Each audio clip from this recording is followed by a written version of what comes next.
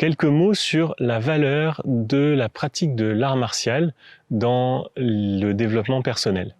L'art martial, de plus en plus, c'est conseillé comme une pratique pour se développer, pour mieux se comprendre, pour mieux se connecter à soi-même, etc.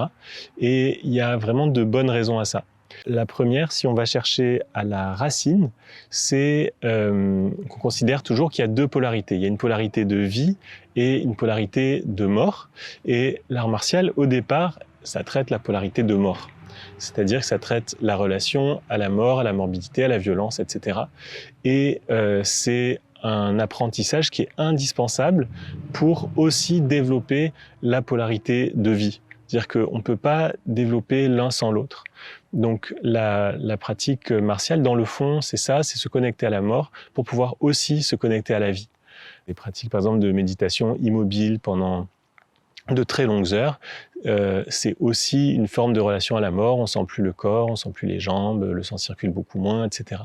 En tout cas, il y a cette relation qui est cultivée et qui permet de développer aussi la relation à la vie.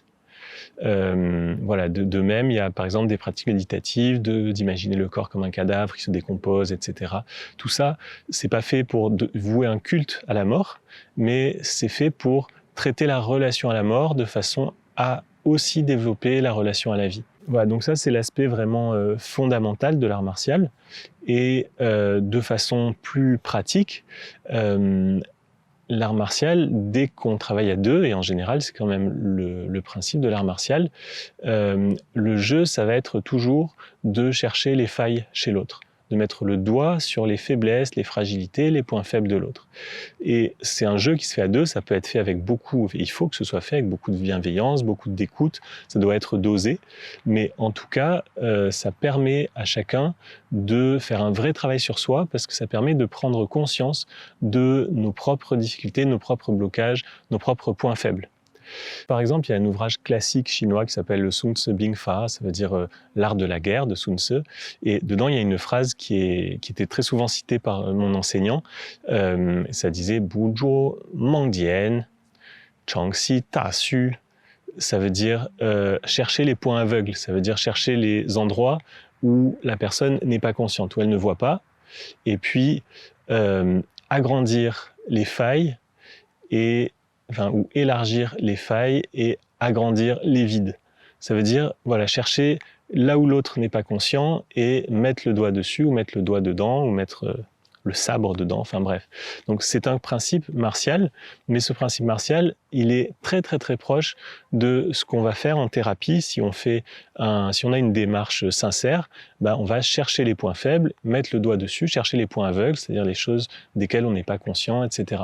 L'art martial, il doit nous connecter à un vécu intérieur, nous connecter à nos failles, nos points faibles, et nous permettre de les travailler de façon très sincère. Quand je forme des personnes pour devenir praticiens ou thérapeutes, l'idée c'est vraiment de partir de la transformation intérieure, et cette transformation intérieure, elle va s'exprimer après dans les soins. Et donc, tous les outils qui peuvent avoir de la pertinence pour développer cette posture intérieure sont précieux et sont importants.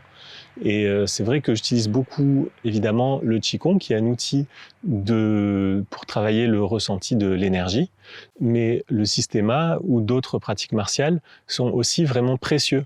Évidemment, quand on fait des soins, on ne fait pas des techniques d'arts martiaux sur les patients, encore qu'il y a vraiment un lien assez étroit, parce qu'il y a un lien sur la distance, il y a un concept de positionnement, il y a un concept d'axe, etc.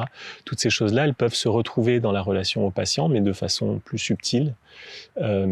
Mais surtout, la pratique martiale, c'est une façon pour le praticien d'apprendre à se connaître, d'apprendre ses points faibles et d'apprendre son positionnement et de pouvoir être plus efficace quand il fait des soins.